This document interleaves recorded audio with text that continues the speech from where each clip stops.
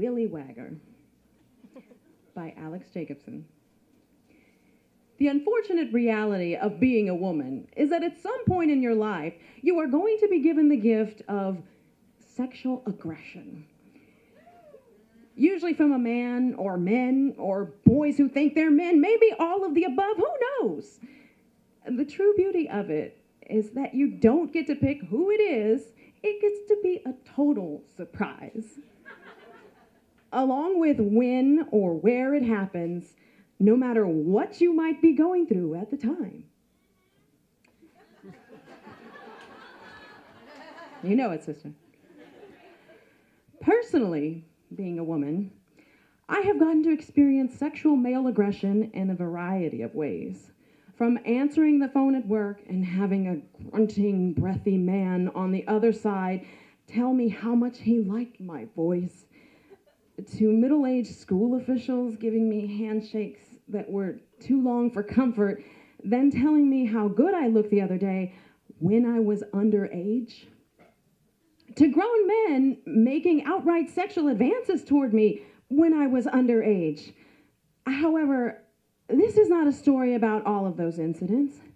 This is a story about a very specific incident. In June of 2013, I was traveling with my mom and older brother, James, to Reno, Nevada, where my brother would die shortly after our arrival. See, my brother had cancer, and although his death sentence came with his diagnosis 3 years prior, we were still holding out hopes against all odds that he would miraculously beat it. He didn't.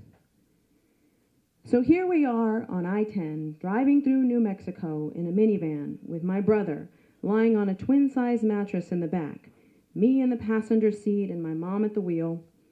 It was a 30-hour drive, and we traveled non-stop. My mom and I switched driving duty back and forth while the other napped. My brother periodically woke us up to tell us how much pain he was in, only for us to tell him to take more of his Ativan and Haldol to knock his ass back out. To say this was a stressful trip is an understatement. Not only were we sleep deprived, but this was our Hail Mary pass to save my brother. We were taking him to an alternative medicine clinic because his oncologist would no longer do anything for him besides recommend hospice care, which he was already on. So again, here we are on a stretch of I-10, going through New Mexico. My mom is driving, and I notice a dark green truck, one lane over, keeping pace with us. I look over at the driver. It's a middle-aged white man. He is pasty, skinny, and bald. When I look over at him, he was looking back at me. Then he lifted his shirt and pressed his nipple against the glass of his driver's side window. Oh. Gross.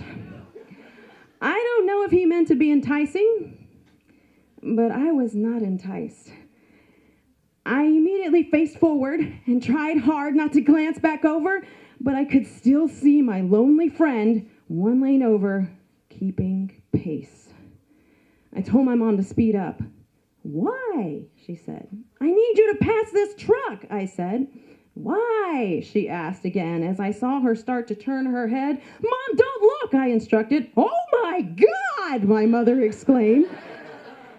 And with that, I looked back over. I couldn't not. It was an involuntary reaction. My head twisted to the side, and that's when I saw it. My brother is dying in the back of this van, and here's this man's dick. His dick. Not only was his dick out, he was wagging it at us. He was wagging his flaccid, milky white dick at me and my mom. I don't know how the logistics were happening in his truck, because I wasn't in there, nor would I ever want to be. But he was somehow holding his body high enough in his seat for us to see his dick while still driving. It's hard to describe what it feels like when you're a victim of different forms of sexual harassment. It's mostly treated as a running joke in our society, but when you experience it, it is very unsettling. Imagine if you are in your world, going about your day, inside of your world, and then bam, unwanted dick right in front of your face. It immediately takes you out of the safety you felt the second before it happened. And you suddenly feel very unsafe. Not to mention, there is always some feelings of shame, embarrassment, and uncleanliness that goes along with it. My mom told me to call the cops, but he exited as soon as I picked up the phone, and we didn't get a license plate number, and we sure as shit weren't stopping in New Mexico to file a police report. Alas, that sweaty dick flasher got to go on showing his junk to unsuspecting victims another day. Of course, all of the commotion we made woke my brother back up, who jokingly said, "Well, maybe if you weren't dressed like a slut." But I wasn't. I was 250 pounds, wearing an oversized t-shirt and jeans, because sexual predation doesn't discriminate. Thank you.